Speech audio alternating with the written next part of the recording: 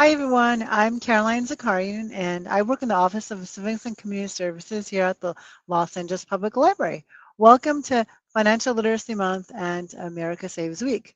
Today's program is called Disasters, Financial Preparation and Recovery, and is brought to you by the Los Angeles Alliance for Economic Inclusion and the Los Angeles Public Library. Today, Lisa Hill and Linda Maldonado from AEI will talk about how to financially prepare for and recover from a disaster. A list of financial recovery resources will also be discussed. There will be a brief Q&A after the presentation, so please send us your questions throughout the program. Thank you, and take it away, Linda. Hi, thank you for the introduction, and thank you to the LA Central Public Library for hosting today's Money Smart Disasters Financial Preparation and Recovery Workshop. Next. I want to open up our conversation with this disclaimer. This presentation represents the views of the speaker and not necessarily those of the organizations they represent. This presentation cannot be reproduced or distributed by a third party or on a third party website without prior authorization. Reference to any specific organization does not constitute an endorsement, a recommendation, or a favoring by the FDIC or the United States government. Next. So we're going to talk today about disasters, financial preparation, and recovery. Next. Today's objectives will follow this pattern right here. We're going to identify ways that disasters can create financial challenges. We're going to identify ways to prepare financially for them. List actions that help with financial recovery. Know where to get help recovering financially. Be able to spot scams that target people recovering from disasters. And finally, know how to start adjusting your financial picture after disasters. Next. Preparing for disasters is one of the things home and business owners will have to consider. Disasters such as earthquakes, after all, we do live in California, also includes floods, fires, and most recently, the disaster of the LA County wildfires in January. So while home and business owners are living through the recovery from these recent LA fires, it is never too late to prepare. So during our time together, you will gather key points that are important to consider and remember for all types of disasters. So have your pen and paper ready and have those questions for us at the end for our Q&A. The first key takeaway in our presentation today is save time, money, and stress when a disaster strikes by making financial preparations now. Next.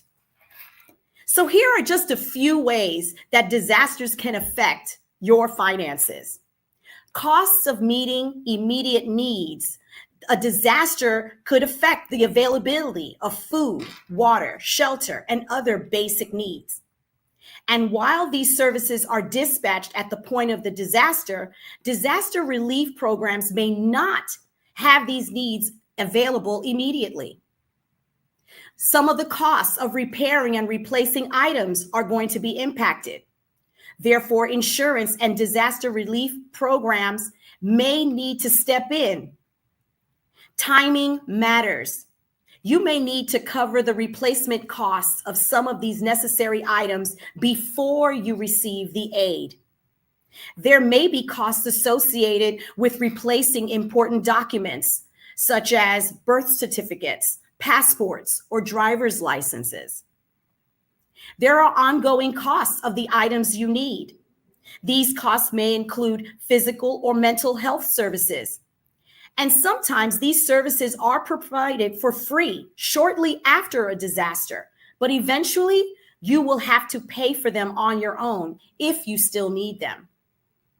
Identity theft. Any disaster may make you vulnerable for others to gain access to your personal and financial information. Scams. Target people who have survived disasters. And it is happening right now as we speak. We will also share ways to protect yourself during our time together. Access to financial resources. Disasters might result in the loss of the identification documents you use to gain easy access to your financial resources. You may lose or forget account numbers or access codes. Your debit cards, credit cards, or checks may be lost or damaged. Even though financial institutions will work with you to help resolve these situations, there still may be a delay in accessing your financial resources. And finally, disasters can affect your finances in the penalties of missing payments. Falling behind on bills or other expenses as you recover from a disaster can cause penalties that you were not expecting. Negative information on your credit reports will appear, and there will also be other negative consequences. Next. So how can you prepare in advance for disasters? We want to provide general information, and you can access that by visiting ready.gov for general preparations. But importantly, prepare financially by making a plan for the following. Get the insurance you need. Set aside money in an emergency savings fund.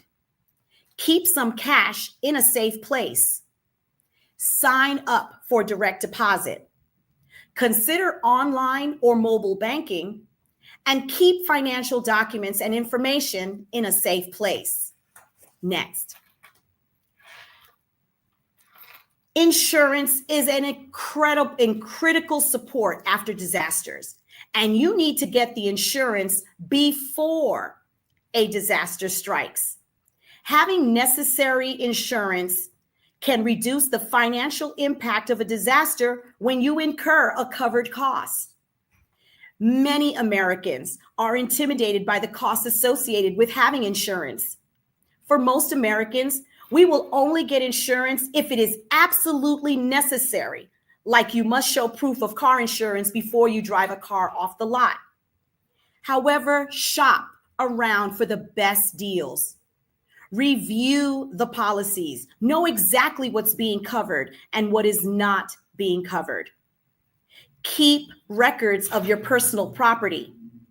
And finally, understand that what you hear more about this during our presentation together will just add more understanding to how important insurance is needed. Next. So you might be asking yourself, what kinds of insurance do I need? Well, there is automobile insurance, disability, life, renters, and homeowners.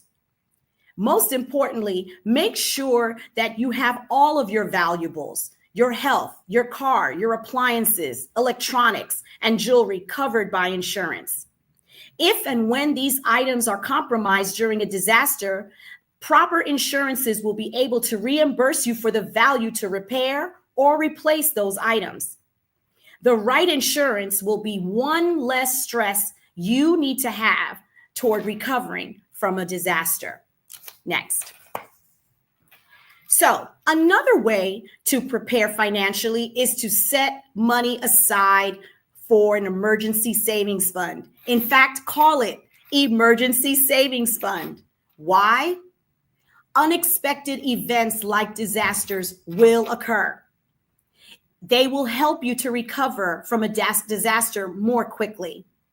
You can avoid debt by using your savings. And being prepared can give you peace of mind. Next. So what does building an emergency savings fund look like? Well, set a realistic goal. It's going to take time and commitment on your part. It's a cycle. Once you get into a rhythm of savings, it's going to come easier and easier as time goes by. Perhaps maybe make a commitment that at the end of every day, once you arrive home, that whatever jingling change is in your pocket, you place into a bowl. Once you keep doing that over and over and not touching it or looking at it, it's worth doing. It may start off small in the beginning, but these small steps add to big, big breakthroughs. And it's certainly an important step toward improving your financial health and stability. Next. So when we say keep some cash in a safe place, we're saying don't keep all of your cash in a safe place, but keep some of it that would be accessible to you in the event of a disaster. Whether you're at home or in a small business, keep cash in a waterproof bag or in a fire-resistant box or safe, or what I would call a go bag. And despite your best efforts to keep the money secure, keeping all your cash at home is at risk of being destroyed in a disaster or even being stolen. So there's no safer place to keep your money than in a federally insured financial institution.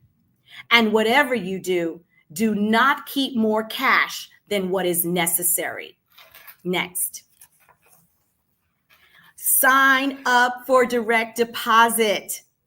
In the event of a disaster, and including the next few days following a disaster, taking care of simple things like depositing a check can be overwhelming. With direct deposit, your paycheck, pension, public benefits go directly into your account at a federally insured financial institution. In many cases, at the point of a disaster, and possibly even during the recovery period, postal services may come to a halt, and perhaps weeks at a time. In addition, a disaster may make it more difficult for you to pick up your mail from your regular address. So therefore, if you don't already have an account, you may want to consider opening one. Next. Consider arranging for online or mobile banking. In a recent national survey, a vast majority of Americans, perhaps 98% or more, own a cell phone, with about 9 in 10 households owning a smartphone with the capability to access online and mobile banking apps. Please understand, there are no guarantees that banks, credit card companies, and utility service providers may be aware of the disaster you're going through at that very moment in time. However, having online or mobile banking operations available and accessible on your smartphone may serve as an up and will allow you to communicate and access your accounts and your accounting information in real time. Next. Keep financial documents and information in a safe place. In addition to having some cash, necessary cash in a go bag, also consider adding copies of your financial documents for safekeeping. These copies may include hard copies of insurance policies, health records, social security cards, passports, and other essential identification information. Photos and receipts of all your valuables and high-ticket appliances, furniture, and technology devices should be included as well. You may want to also consider purchasing an external hard drive that will allow you to save your scanned photos and videos of your possessions. And finally, remember to lock and secure your email attachments whenever emailing them to yourself, and keep those records updated. Next. So again, the key takeaway here is save time, money, and stress when a disaster strikes by making financial preparations now. In the next section, we're going to talk about how we can recover financially from disasters. A disaster has happened, and you may be asking yourself, now what? There may be injuries that need immediate attention. You may need to find temporary shelter and secure food and water. You may need to get batteries and chargers for hearing aids and mobility devices, medications, and other vital necessities.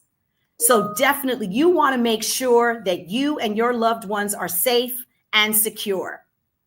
For this portion of the presentation, we're going to focus on the steps that you can take to recover financially from a disaster after you have addressed basic safety and security needs.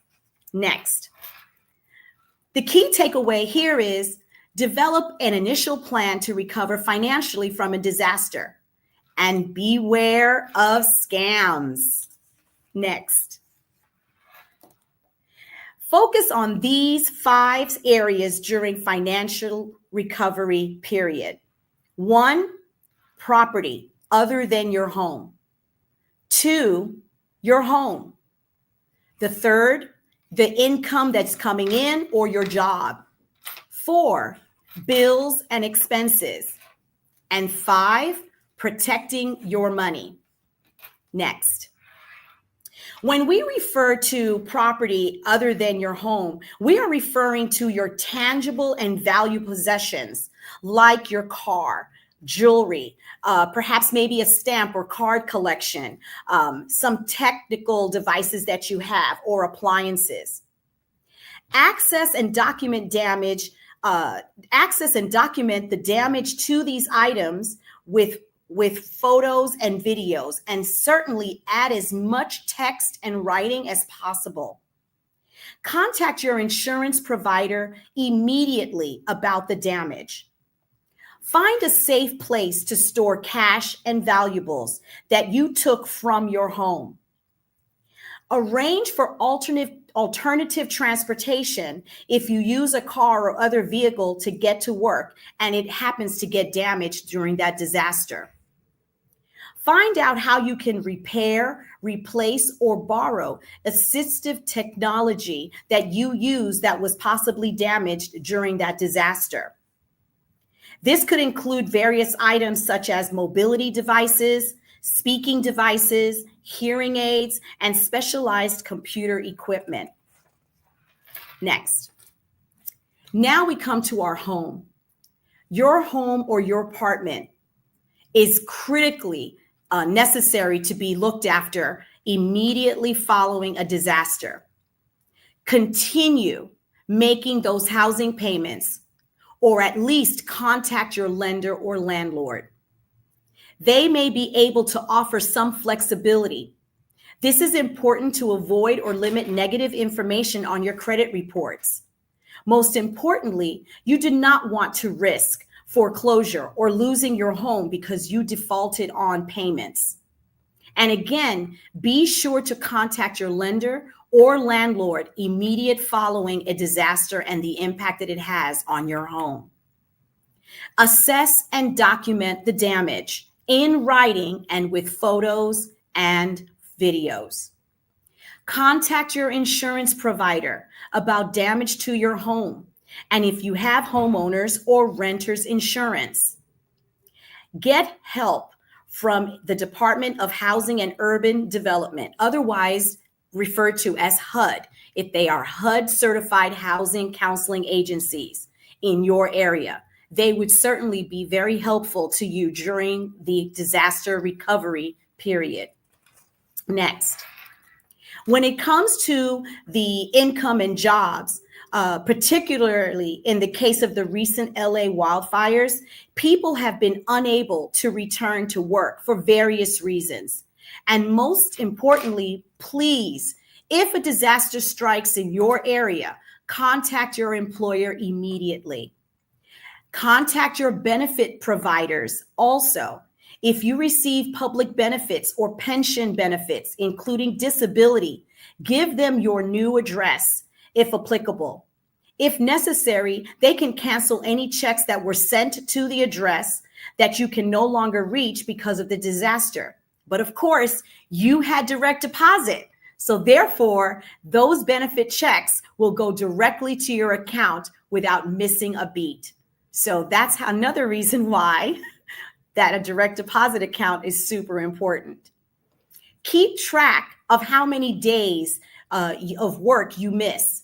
Because of the disaster, that money that would have been earned during those days is money that can possibly be reimbursed to you or retroactively paid to you during the time of the disaster recovery period. This could also be relevant for tax and insurance purposes. There's also care for your service animal and repair of assistive technology. If so, you can resume work after the disaster if you have the care in place for all of those, for your service animals and for your assistive technology. Contact your disability insurance provider if you're unable to work following the disaster. Explore public benefits that you may now be eligible to receive. For example, contact your state's unemployment insurance office about unemployment benefits if you cannot work. Contact your life insurance provider. Life insurance policies can do more than just pay out when someone passes away. Coverage can be expanded to encompass disaster-related accidents and disabilities. Life coverage can potentially protect businesses against disaster-related interruptions. And finally, if you or a member of your household is a student, contact the school and/or financial aid office immediately to find out if they can offer any assistance. Next, during the disaster recovery period, please continue paying your bills. Paying late or not at all can result in fees, interest charges, and damage to your credit scores. In addition, contact the post office and let them know where to deliver your mail. You may want to make sure you receive bills and other important correspondence. Contact your financial institutions and find out what flexibility or support they can offer you during this time. Contact your creditors, such as utility companies, credit card companies, and loan providers. Make sure that they have your current contact information and mailing address. Discuss your situation and what flexibility they can offer on the amount and timing of upcoming payments. Your creditors will likely work with you on a solution, but it's important to contact them as soon as possible and explain your situation. Keep records of what you spend as you recover from the disaster and save those receipts. Assistance programs or your insurance company may be able to reimburse you for some of those expenses. And finally, access assistance programs that provide help to those affected by disasters, such as shelter, food, and transportation. Next, protecting your money is critical. So get and review your credit reports. As of right today, we just did it recently, we checked on our website, www.annualcreditreport.com, and you can receive weekly updates of your credit report from all of the credit card agencies, including Equifax, Experian, and TransUnion. Look for errors that indicate that your identity may have been stolen, or perhaps accounts that were opened in your name. Free credit reports are available and you can check on them weekly. Contact your financial institutions to report lost or stolen debit cards, automatic teller machine cards, prepaid cards, credit cards, checks. Contact them immediately. Contact your Department of Motor Vehicles if you lost your driver's license or state-issued ID card. Although a driver's license or other ID is not money, someone could use your identification to commit fraud, which may involve your finances. And finally, find a safe place for your financial information, your cash and other valuables, once in the recovery period. Next, be proactive.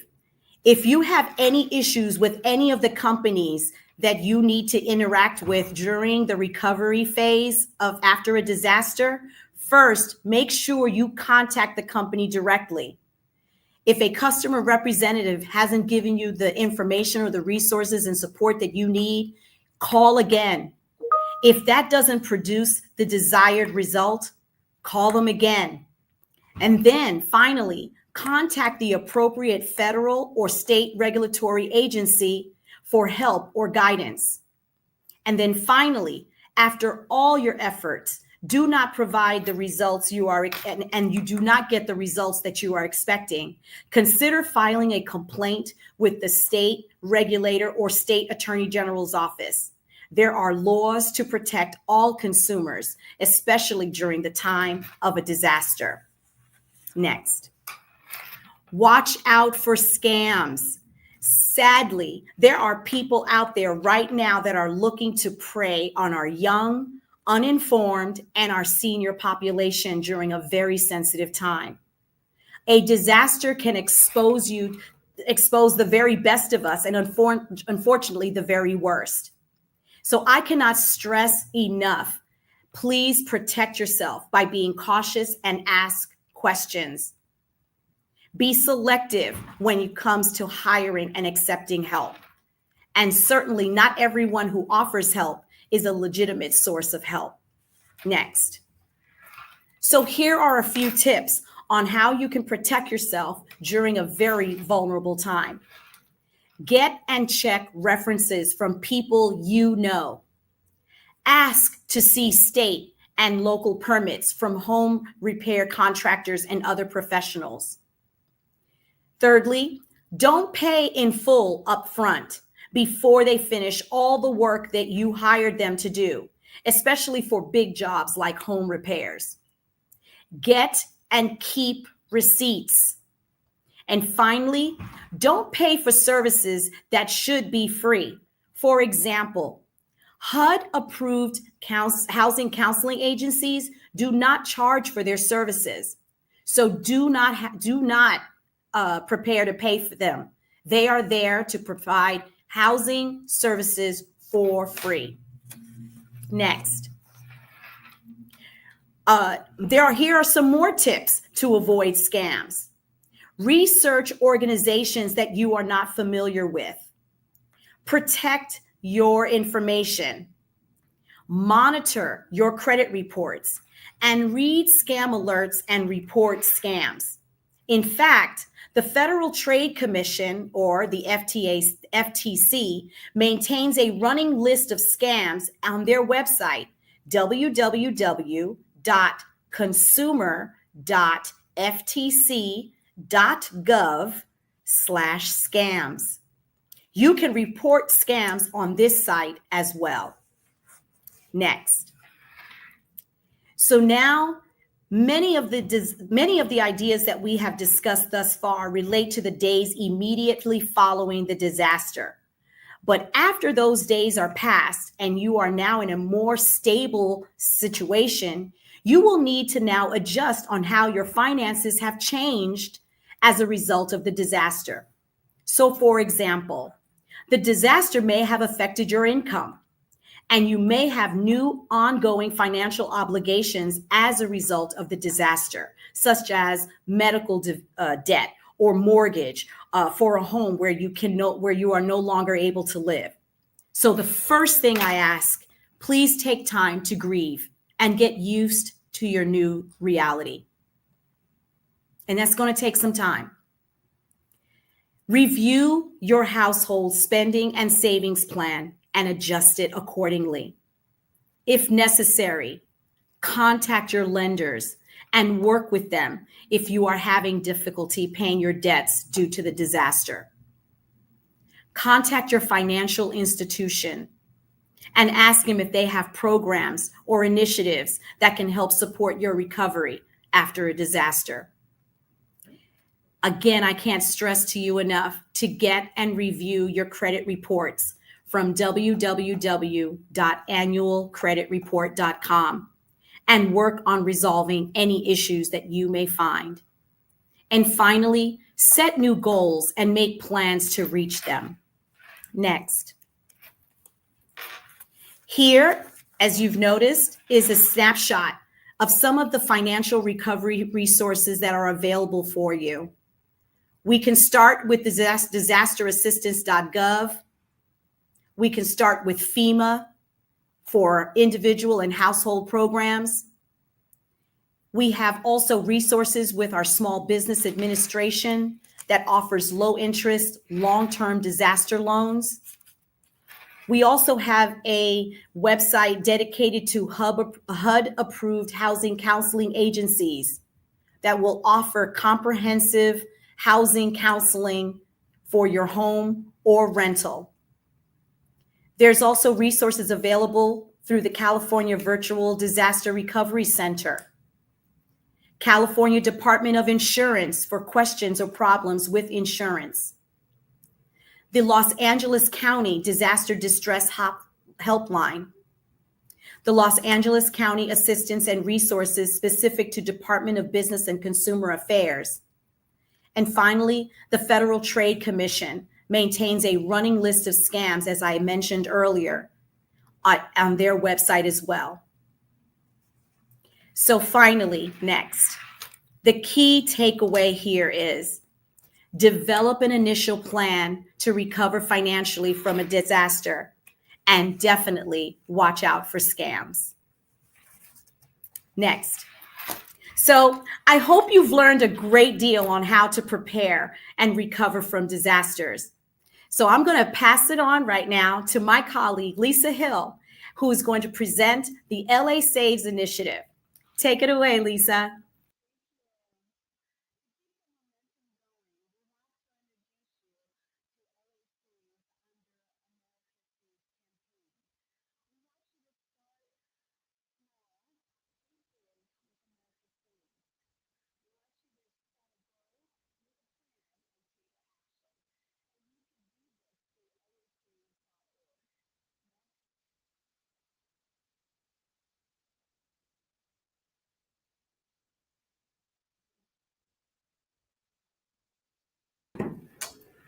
Oh, sorry. Can you hear me? Sorry. I thought, okay, thank you. To keep the momentum going, we want to introduce you to LA Saves on America Saves campaign. We want you to start small, think big with America Saves. We want you to set a goal and to make a plan and take action. Go to lasaves.org. Next. America Saves is a campaign coordinated by the nonprofit Consumer Federation of America and is dedicated to helping individuals by saving money, reducing your debt, and also building your wealth. And LA Saves is a local campaign. On the website, it is lasaves.org. Next. Why save? Saving for your past, present, and future is important. And it is important to support you through this unexpected emergency. For example, if you need a new tire, for your car, you can also think about reducing your debt because it'll save in interest costs. You can save for opportunities such as a vacation or furniture or appliances for your home. You want to save for the future and build your wealth. For example, plan on your retirement savings plan. Commit to save by taking the LA Saves pledge at lasaves.org. Next. Why take a pledge? Taking the America Saves pledge is a pledge to yourself to start a savings journey. And America Saves is here to encourage you along the way. Take the first step towards creating a financial future. Why does taking LA Saves pledge entails? Here you will provide your name, you will set a goal, for example, emergency savings for a vacation or to buy a home or maybe pay down debt. You need to pledge $1, for example, $20, and think about how many months out you would like to pledge. You will have to provide your email address so that LA Saves can stay in touch with you. And also we need your phone number, your zip code, and then check the box. We highly recommend that you check the box in order to receive 1 or 2 tips per month. Next. This is what LA Saves Pledge website looks like. Make a pledge. Establishing personal goals is part of this process. This plan and pledge are intended to help you meet your savings goals while offering accountability and support along the way. Nearly a quarter of the savers who take the pledge choose emergency savings as their first wealth building goal, and they have the right idea. Research shows that lower income families with at least $500 in emergency funds are better off financially than moderate income families with less than this amount. Unfortunately, Americans don't have enough money to cover an unexpected emergency. We want to encourage you to prepare financially for the unexpected. Next. The question for those of you who do not have a bank account: do you need one? Opening a bank account can be one of the most important steps you take toward reaching your financial goals. Why? Because putting your money in an FDIC-insured bank account can offer you financial safety, easy access to funds, also saving you on the check cashing fees, and overall, it's a financial peace of mind. How? Learn how to open account at the FDIC insured bank, fdic.gov/getbanked. Next. Bank On Los Angeles County is not a bank, but rather an affiliate of the national Bank On effort to identify low-cost, affordable bank accounts. The County of Los Angeles has joined its efforts by creating Bank On Los Angeles County to share information and provide a list of banks that offer low-cost checking accounts. These accounts have a lot of great features, such as low monthly maintenance fee, minimum opening deposit anywhere from $0 to $50, no overdraft fees, and no ATM fees for in-network ATMs, and free check cashing, among other features. You can find the list of banks and other respective product features at Bank On Los Angeles County. Next. If you would like to have more information on other financial topics, the Federal Deposit Insurance Corporation has developed a self-paced online program that uses a game approach to showcase the topics and provide a variety of financial resources. You can access it online by your computer or through your phone. There is no cost to access this information. Next. Take action. It's important that the information that you heard through the website, think about and consider what your next action of plan is. We really encourage you to do that. Next. Thank you for your participation. Have any questions? Hi everyone. I'm back. Okay, so let's get to the questions. So let's see if anything came in. Let me see. Okay. Everyone's like appreciating this. First question: are there any tips on how to capture receipts, video, or photos of valuable items in our home or business?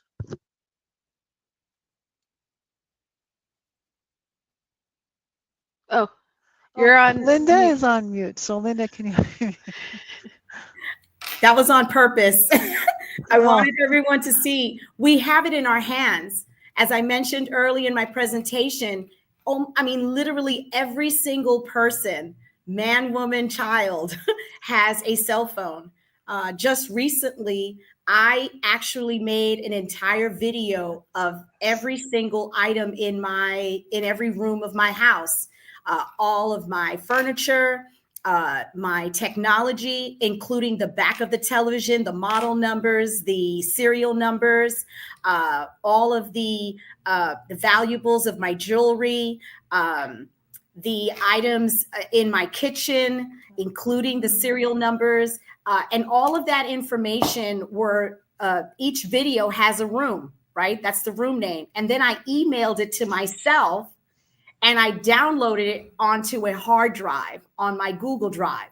So now my Google Drive have it, and now my hard drive has it. But those are just one of the tips in which we can start monitoring and cataloging all of our valuables, so that in the case of an emergency or a disaster, we can provide these videos and photos to our insurance providers and get the kinds of coverage and support that we need. That's a great tip. I never thought of doing that, but I should look into.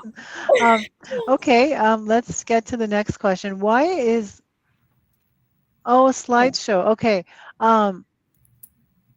I don't have a slide. I mean, what we can do is we can send the slide deck of the whole program to you. Mm-hmm. I don't have a slideshow for download, but it's going to be the slide deck of the presentation. And if you email us at lifelonglearning@lapl.org, we can put that on there. Yes, you can email us and we can send you the whole presentation. Yeah, we can do that for sure. Okay, let's see. Next question. Yes. Why is it important to contact the lender and bank immediately following a disaster? Lisa? It's important to contact your lender and bank immediately. First of all, you want to make sure that your payments are being met on a monthly basis. So in case of emergency, you want to make sure that they receive that 1 month. And if you have issues with making a payment for the next month, you need to let them know immediately, so that way they can put some hold on your account or actually work with you through the process. In case of your bank, it's important to really keep track of what's going in and out of your bank account, because the money that you have is important through this time and crucial. Someone could have picked up your bank account number and might have, taken money out. So it's important to report, that this disaster happened, to make sure that no money is being taken out of your account, and also that you are aware of scams that may cause issues for you in the long run, because you don't want that to be reported on your credit report. Right. I mean, and we mentioned it earlier that there are HUD certified housing counseling agencies available in every area, every city across the country. And their main focus is to be your advocate. During the times of disasters, we're not always thinking altogether clearly, but we do know that if we contact our lenders and our banks almost immediately and work with our HUD certified counseling agencies, they could be helpful in mediating those things that you're not thinking about during the disaster recovery period, right? And we definitely do not want your credit score, your credit history, your longstanding valuable relationship with your lender and bankers to go into default because of the disaster itself, right? And trust me, bankers are there to be helpful to you during times of disasters. They are aware that the disaster occurred, but they want to hear from you to make sure that you are affected, and they want to hear you ask for that help. And that will help them and kickstart them to helping you get back on track. Thank you, Linda. We have another question. Why is it important to check my credit report frequently during the disaster recovery time period? Yeah, that's huge. As I mentioned earlier in my presentation, even now we are hearing almost daily of attempts for folks to really pray against the very vulnerable families and individuals that have been impacted by the LA County fires. Men and women who have dropped their identification on the way to running to their cars, or perhaps having dropped their phones and not having a phone available to them, whatever it was. And I've even heard of seniors that are being called out of the blue and contacted, being asked about perhaps selling their land and property as a result of the wildfires. And that's a very tense, stressful, unnecessary occurrence that this has to happen, because it's happening. And unfortunately, folks are trying to violate these families even further during the wildfire recovery period, where they're vandalizing these homes while they're away. So please, credit reports and access to this credit reporting, and access to credit reporting agencies is just equally as vulnerable. So definitely check every week. And like I said earlier, since the pandemic, www.annualcreditreport.com has made it available to all persons, all people with a credit history, to access their credit report and check to see that their names, addresses, employment addresses, any accounts or any types of lending, loans, anything that is on there that doesn't look clean and up to date and legit, check it, because folks are trying to open up accounts using your information. I So also I also want to add one thing. A tip is that go to all the three agency, which is Asperian, TransUnion, and Equifax. Go there and put a freeze on your credit, so that way, when people attempt to try to take a loan out in your name, it's frozen, and the bank or will be notified, and they will notify you that there's an attempt, or somebody's been attempting to take out a loan. So I say go to those, and then, like Linda had said, on the annual credit reporting, you can get that weekly. They have opened that up for us to receive that weekly. But that is my tip. I've been doing that ever since I started learning about credit reports and how important it is. And it has helped a lot, because I have occasionally got notifications of someone trying to attempt to take credit out in my name. So remember, you can freeze your account on all three sites. You have to go to all three of them. yeah. That's important. I mean, my mom has done that in the past. Like, how long is the freeze? Is it like a 3-month freeze, or is it No, just depends on? it stays on your credit Oh, wow. report. It Okay. stays on. So when you know that you're opening up, or say that you want to take out a loan, you can go to and ask them. The other question is, ask them, which credit agency are you going to use to to take out a loan on. If they say Asperian, go straight to Asperian, and you can unfreeze it for 30 days, and it'll close automatically back for you. So it'll be open for 30 days, and then you can close it. It'll close automatically up. So it'll stay frozen the rest of your time, the Okay. rest of the time. Yeah. Good to know. That's a I didn't great know tip, that. Yeah. Lisa. Yeah, that's a great one. And I have to say, if I could add, all of our credit card companies have become very sophisticated in terms of how we could utilize our credit services. I mean, it's not just for buying those great pair of shoes, right? But our credit cards have also been able to provide our FICO scores when needed, but also the ability to temporarily lock our cards during times of a disaster. So if that's why it's so important to have that cell phone, right, that has your online banking and mobile apps accessible to you, so that during the time of a disaster, you can go to each individual credit card that you know is open and viable and that you use, and you could put a temporary lock on them as well.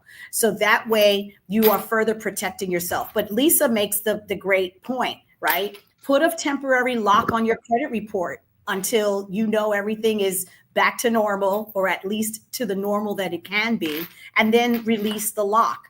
But please definitely be cautious.